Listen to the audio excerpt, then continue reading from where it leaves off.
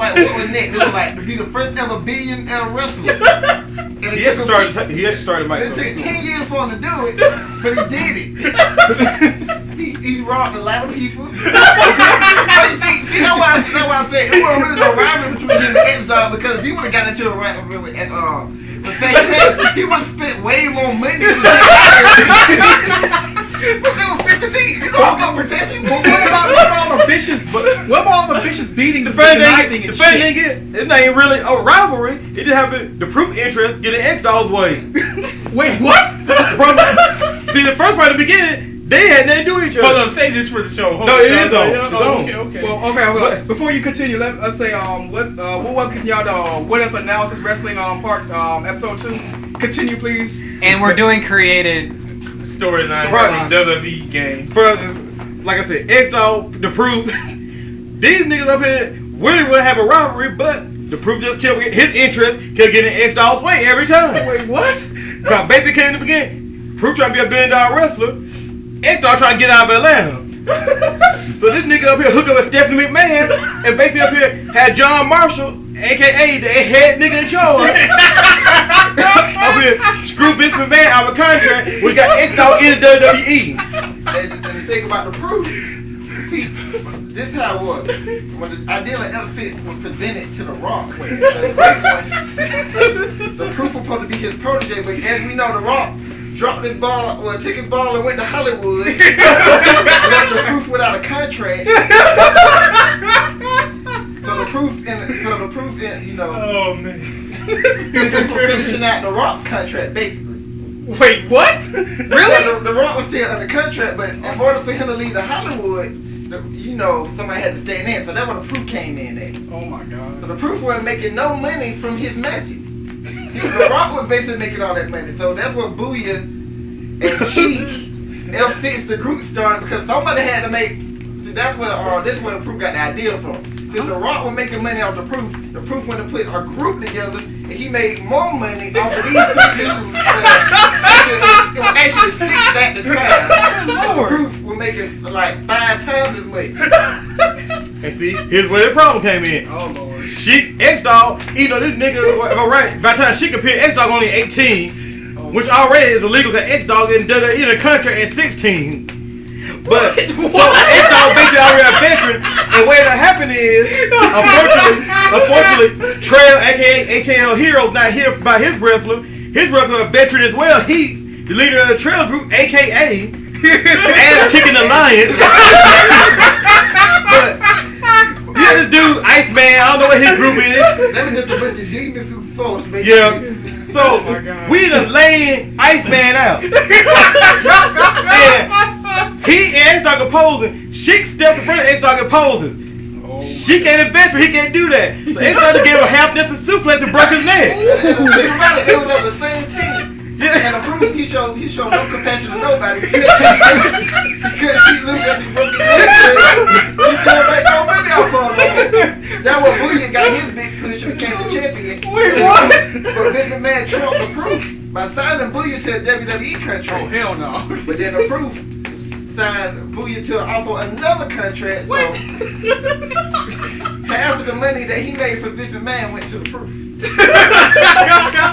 Then he go part 2. And since they were so successful, the proof was able to make so much money off of them winning all these matches. Oh my God. And see, when conflict interest comes in again. Vince McMahon trying to get rid of X Dawg because X Dawg up here, he can't fire the nigga because X Dawg got a spy. So if X Dawg got a spy on the board, he can't fire him, and he can't fire these niggas in Faction X. Yes. Wait, he had a spot on the board of directors?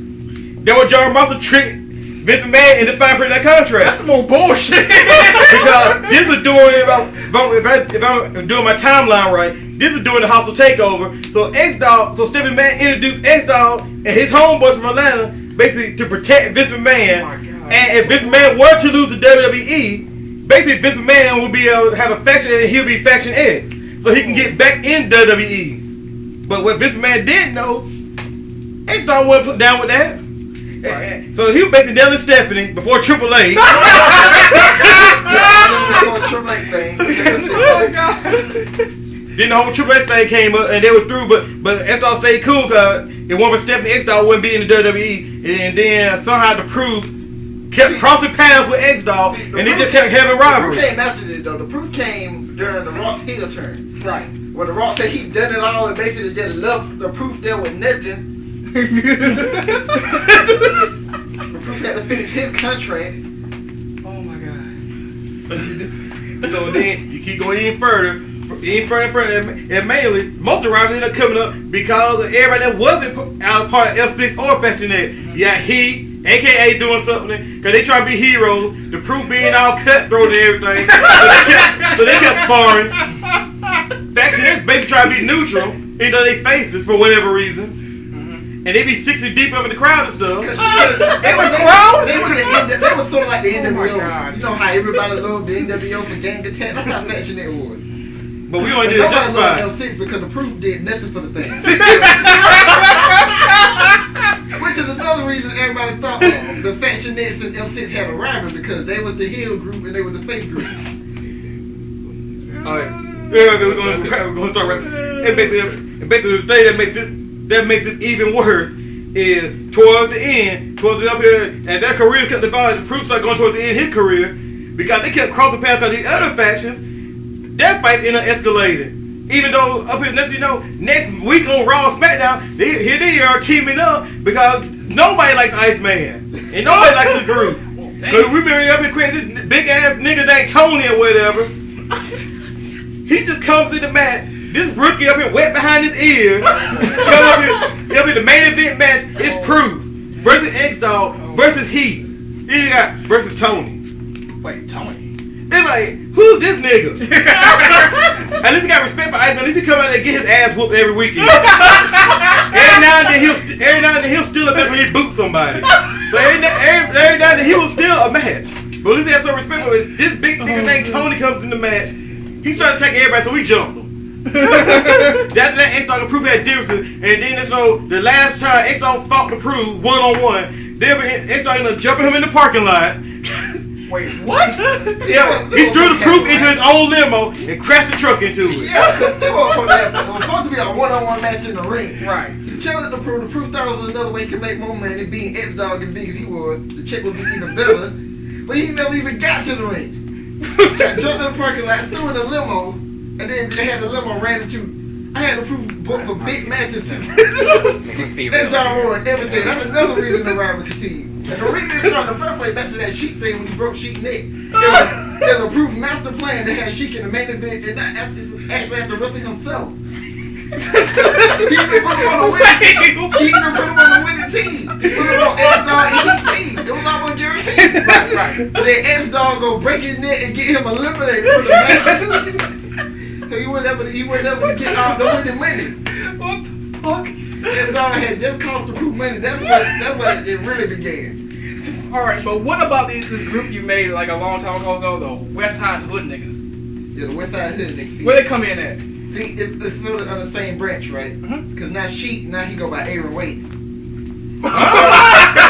Really? He go by a government name now. Oh man. He started his own group and tried to make money the same way the Proof did with L6. Since L6 is now a billion dollar company. The L6 member, they really don't get along no more, even though they all still signed to L6, so Proof still make that money. Weird. Yeah, they don't get along. Well, just recently, Aaron Wade and Booyah, they back together. Right. But That nigga They was didn't lower get body along. strength though. he just fits that. Factions would be $1 billion, but X Dawg would have $1 billion, but as he explained to Maurice, lawyer fees. Yeah, man. Apparently, fighting up here somebody in the crowd, fan gets hit, you had to pay for it. Exactly. Sad. But the West Side Hood, you know how like the Nation of Domination when they first started, they were Yeah. deep. But all the people really wrestled was Crush and Farouk. That's how the West Side Hood niggas is now. She got, see, that's a problem the Proof really have. Instead of Proof of being, and he really don't care about it that much. But the fact, because Aaron Wade is the one who's gonna be making the money from the West Side Hood niggas. Even though the Proof trying to get them to be under his branch as well, they still trying to work that out. See, the West Side Hood niggas, they ain't part of the F6 corporation. They under Aaron Wade. But Aaron Wade is under the Proof. So they trying to work out a deal to get them all back under the F6. It's all about the Proof making money. I see that. There you go. That's why it's important. That's the thing that's important to the Proof. I think I understand. Okay, thanks. Is that in your? I can explain the faction thing. It's simple. Well, not really rivalry. As I said in the beginning, they were formed by John Marshall and X Dawg with Stephanie McMahon's help. Screw Vince over thinking he had a faction to go to in case he lost the takeover, which in turn Vince McMahon did not lose the takeover. So in other words, he couldn't get rid of the faction. He had to pay X Dawg because his security blanket became his worst nightmare.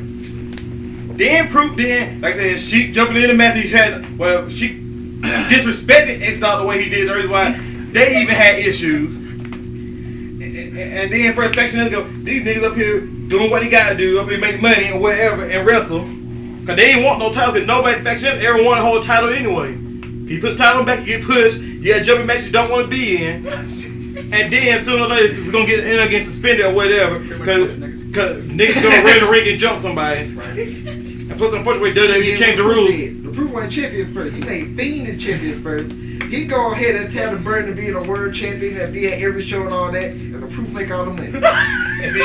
She did because the way they changed the rules. The faction has Diva division up here doesn't do too much lately. And of course, like I said, Marisa and I'm gonna get stripped of her title because up here having 30 women up here jump somebody, jump Karma up here isn't the right thing to do. Apparently. Come on, Maurice versus Karma. Yeah, that's a squash match. Okay, we gotta even the odds. I'm gonna say one thing that the Proof and X Dawg did have a rival about, because eventually the Proof did want to be known as the greatest wrestler alive. Which is what his monarchy is, the greatest wrestler alive. Well, he changed to the greatest alive. That's what really got on the X Dawg, because X Dawg, he was like, yeah, the Proof can be the greatest wrestler alive. We ain't about wrestling. Like that, I'm the greatest alive. I can do it all. So that's why they clash about too. Because the Proof actually had the wrestler be the greatest alive. And you gotta beat the greatest brawler alive, which is X Dawg to have that. And unfortunately, Proof ended up getting injured inside the limo. Now that the Proof gone, now X Dawg still up here stuck with his curse. Stephanie, 2 years. Stacy Keibler, 2 years. Maurice, 2.5 years probably. Now it's a who's next. it's like what Headbuster said on one of my storylines. The chance of that happening is like X Dawg, not dating a white girl. Just saying, bro. He came from Atlanta. He's seen the bad side of the hood. You see the bad side of the hood here in Albany. That's beside the point. Which is why I avoid the east side and the south side. Exactly. Hey, what I do is your boy Dawg666. So I just want to inform y'all about a couple of wrestlers I wanted to make. Pretty much, since my friends talk a lot about like these repo shows on True TV, whatever. I was thinking about making this tag team group called the Repo Boys, and pretty much they run around and like they repo shit people haven't been paying on. Just saying, like say Big Shot hasn't been paying on the Lincoln Navigator, we gonna repo that shit. And if he can't get it, he's gonna take the big monster truck and just run that bitch over, so nobody can get that shit. It's just like say this man ain't been paying on his belts.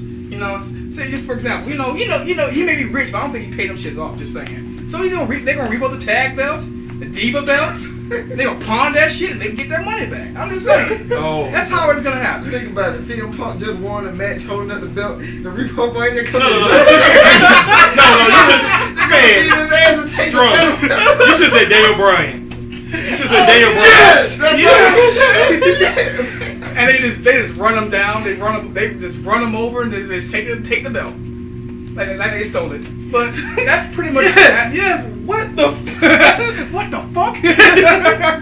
Man, they're gonna be going to the crowds taking people's sodas and shit. You ain't paid for that fully. You use a Canadian quarter. We don't take this shit. Come on. No. Yeah. And I'm also thinking about this character. I remember like the first episode of Will Chokovich. I've been trying to think of some more wrestlers like that, but it hasn't been going too well. But I think about the next storyline that's gonna involve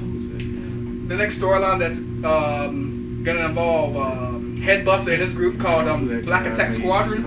It's gonna involve Rush Limbaugh and some other white people that like Mitt Romney. It might involve Mitt Romney. I don't know.